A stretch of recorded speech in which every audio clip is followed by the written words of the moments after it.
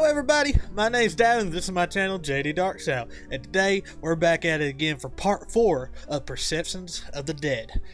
Now, we're going to go be picking a different story because we finished Jill Count in part 3. And if you haven't checked that out, go to part 1 of this Let's Play and it ends on part 3. Now today we're going into the Phantom Ice Cream Truck. So let's see if the story's any like the same style, like artwork and the voiceovers and stuff. I hope it is, because I really enjoyed that. But if not, that's fine. We'll experience this together. So let's see if this story's any good. Let's jump right in. Alright, now let's see. The Phantom Ice Cream Truck. Follow a denizen of the border between life and death as he answers a call to rescue a missing child. With an ice cream truck? Alright. I'm interested. The Phantom Ice Cream Truck. A glance around reveals an empty street, and I take a moment of solitude to adjust my layers. It does little to stave off the biting wind. Well, it's like they got still voice actors and stuff. Nice. I clench and unclench my fingers with a deep-rooted ire. I am not being paid well enough for this shit. Then again, I never am. Yeah, I feel you, buddy. This was the second night since I had started this assignment. The couple had hired me to bring back their son. They hadn't been so comfortable with the way the official investigation was turning up so very little, and how much the media had begun to spin the tale into a ghost story. The Phantom Ice Cream Truck. What a mouthful. Huh. A messy case, too. The police's initial involvement had been straightforward. The first child had fell off the map like the earth had swallowed him whole. Right off the street, according to witnesses. No one saw a thing. No reliable witness heard anything either. No unfamiliar cars or people. No unfamiliar sounds. Huh. One moment he was in front of his parents' home, the next he was gone. Strange, but there could be plenty explanations for such an incident. Very mundane ones. Such explanations became more unlikely when every child in the neighborhood reported hearing ice cream truck music right around the time of the disappearance. Of course, without a single adult able to corroborate this mysterious music, the children's testimony was quickly dismissed. Still creepy, right? Yeah. And oh so mysterious. Even more so when it happened again. Huh? Then a third time. It was the third parents who hired me. Oh. I never really figured out how my clients find me. It's not like I list my number anywhere or advertise. Facebook? But somehow word of mouth leads to my phone ringing, and a familiar phrase to indicate it's for business. Ya, Fatan. I seek a pact with that which should not be. I know, it's a little trippy. It's from a book I had read back in college. A friend came up with the joke as his invocation of my aid. He must have used it dozens of times when we were younger, typically for a ride when he had been out drinking. I had become so used to it that when I first answered the phone and heard an unfamiliar voice say the phrase, I just kind of went with it.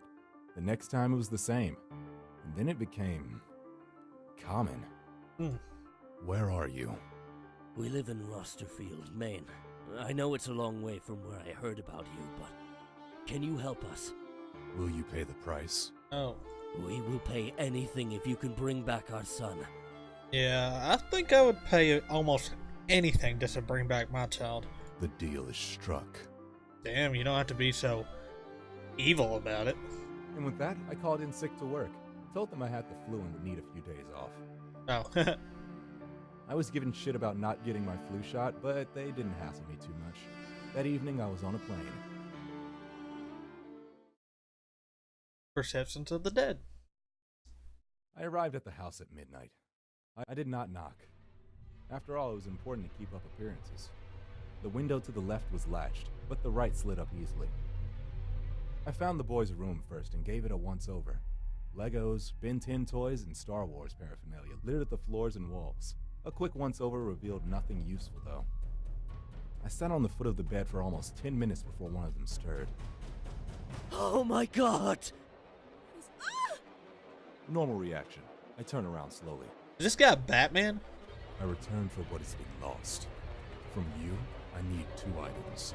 I need a photo and an article of clothing. Something thick with its smell.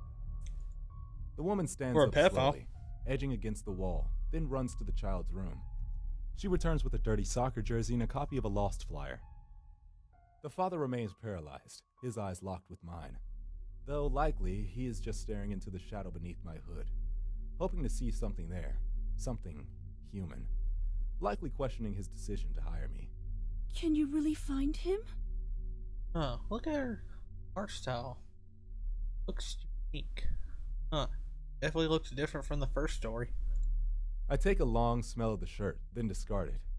I take a look at the photo. This time, I spend a lot longer examining it. Why the fuck did you sniff a little boy's shirt? You damn dog?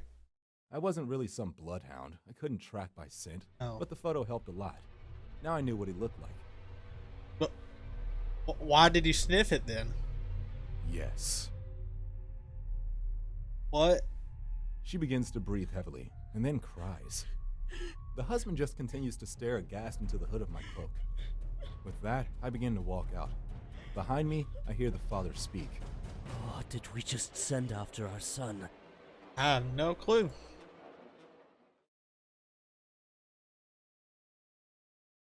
The first night had been uneventful. I had turned over the results of the police investigation and found myself wanting. Wanting what? Oh, anything resembling a lead. Did these people get paid to do this shit? I certainly didn't buy the superstitious who were already spreading stories about the ghostly ice cream truck. If a ghost were going to come back, it's very unlikely they would be scooting around in an ice cream truck. Oh, you got a point there. Talking to children had been painfully hard. My one fortune was that my attire left me more reminiscent of a slender man than a child molester. So the times I was chased away from children I tried to interview were not mistaken for solicitation. Okay. I shuddered violently at the thought. The children provided my first real clue. They described a tune, one that sounded like the type and consistency that an ice cream truck might have. Not that ice cream trucks were common these days. I was a little surprised these kids even knew what one was. Some were even able to hum and whistle the tune for me. I wasn't entirely sure how to run with this info. The relevance of a single song really didn't occur to me. A small piece of the rest of the day was spent feeding myself and taking a nap as inconspicuously as possible. I had no intention of allowing anyone to see me be anything other than the creepy supernatural paranormal investigator. It's how I've always done things. You'll be surprised how quickly you can build a rep with the right look and behavior.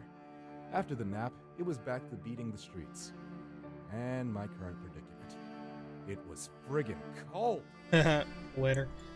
In the near distance, I watched a quartet of kids, roughly 14 or so, playing a ragged game of football. They seemed to be having a great time, but even as far away as I am, their cheers and jeers rattle my nerves. For a moment, I wish they would be quiet. As though hearing my thoughts mid-run, they stop, on cue. They stand up straight and begin to draw heavy, ragged breaths. A girl hugs the football to her chest as her eyes grow ever wider. I test reality for a moment. I wish I had a few thousand bitcoins. It occurs to me that I should have asked for something more easily checked.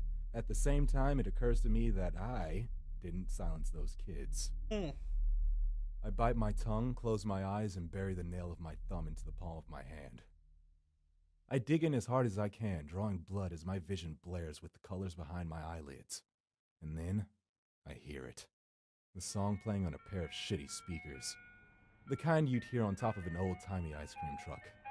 My eyes flick open as I scan the horizon.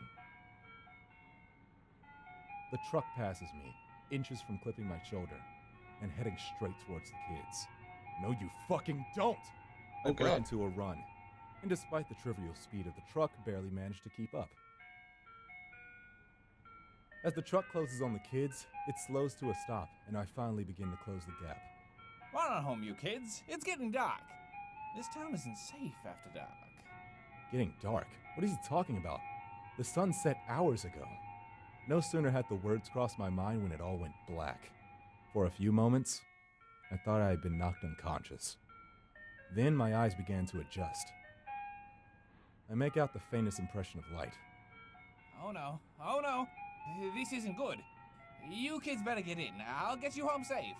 Yeah, that's a red flag right there. I watch helplessly, moving through the dark like it was molasses. Shadows pass before the light as he ushers them into the truck. The truck lights blare into brilliance, and I hear the motor roar as the car begins to move forward at a pace more in keeping with a motor vehicle. I would lose it even if I were still able to move. No! No! I let out a choked cry after them. Stop! Stop! Then I stop. The second cry had no depth to its volume. While the no had echoed normally down the empty street, the scream of stop had sounded like I screamed into the middle of a very crowded room. Slowly I reach behind me, laying hands on one of my pieces of emergency equipment. The kind of stuff you don't use when you want people to think you're some manner of elder horror. I slowly bring it around, just as I feel the breath on my neck. With a whip, I crack the flare, seeing it burn red hot through my clenched eyes, and I hear the cacophony of screams. I open them.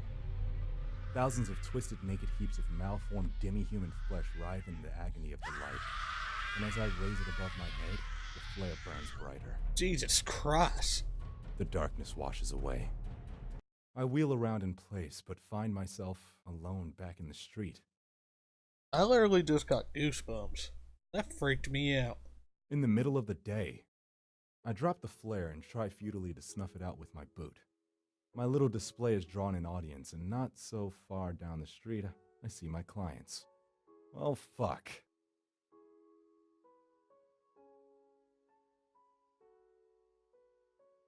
So it's ghosts.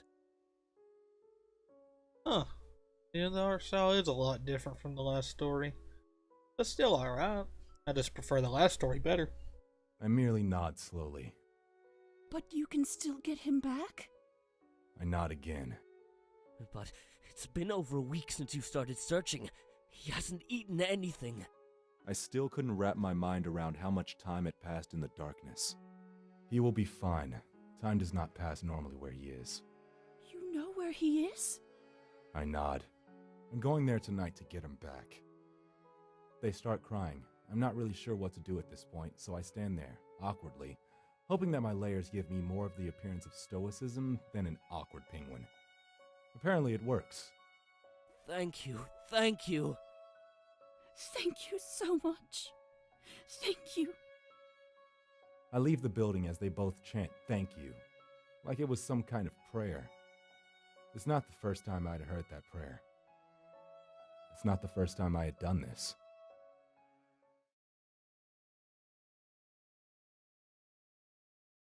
I'm ready this time as night falls. I withdraw a small shot and without hesitation jam it into my arm. Huh. Getting doped up? Because that was a very druggy trip I saw. Viper venom. I had a friend back home who kept one as a pet. Weird kid. Milks the things. Sells the venom, mostly to medical facilities. Occasionally he sells it to me. Viper venom? What do you use that for ghost hunting? My knees nearly buckle as the burning begins to creep through my arm. I stifle a scream. Then I hear it, and everything clicks. I let out a long sigh and stand up, adjusting my layers. I turn my eyes to fall upon the approaching truck. My hand goes behind my back and my fingers close. I train the gun on the truck and unload a triad of shots into the ghost truck's engine. Ooh. The engine sputters, the grating burns, melting away, and the music screams in protest. What do you think you're doing? An escapee from an Andy Warhol painting stutters, stepping awkwardly from the vehicle. Oh. Okay, that looked kind of fucked up. You saw that, right? His eyes? Yeah, that. It's getting dark. I have to protect the children.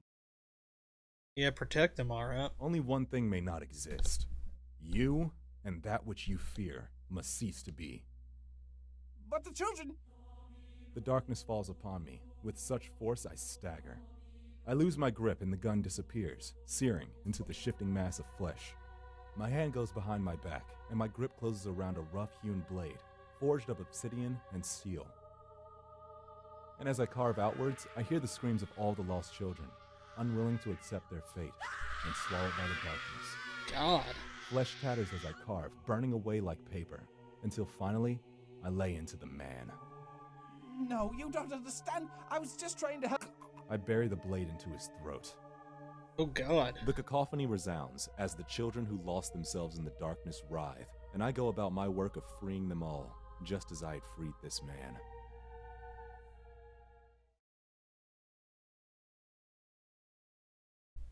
My baby. Oh, my baby. It's okay. Everyone. No, not everyone. They're all dead. Everyone. Everyone died.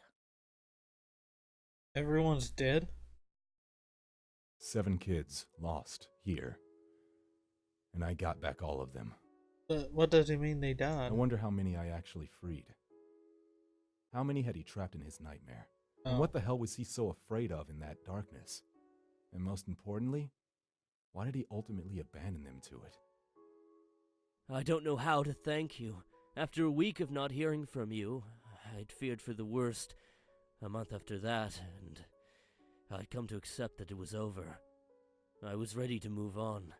God, a lot of time must have passed in that darkness. His eyes fall to his wife, still babying the boy, who won't stop staring off into the distance. He's traumatized. She had faith, though. She said that you were an angel, or maybe a demon. She didn't care. She believed in you.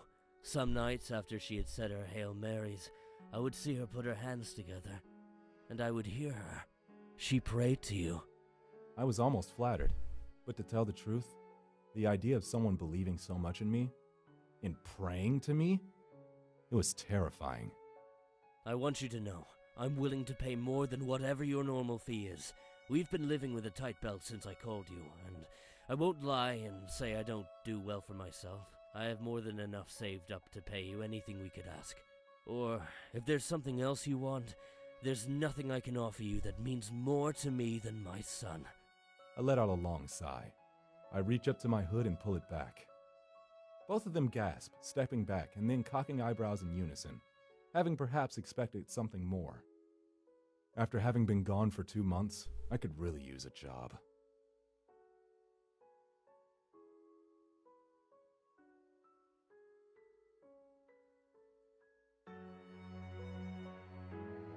Oh, that's it? Well, at first, I'll admit, I was not a fan of it.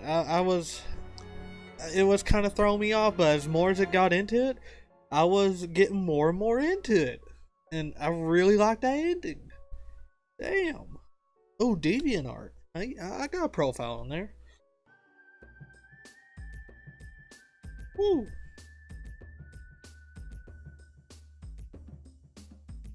Yeah, I really enjoyed that. Huh. That's starting to make me think, though. Was that Ice Cream Man, like, possessed by demons or something? I think he was a ghost himself, but, I mean, was he, like, just like a ghost that's controlled by a demon to get kids and stuff? I don't know. That's something to think on. Huh, I was surprised I could get through this whole story in one video. Well, thank you all for watching, and join me next time for part 5, when we're going to be going into Perceptions of the Dead. I know that's the name of the game, but that's what the story's called. I guess this is the main story, and yeah, we'll see what happens. So I'll see y'all next time. See ya.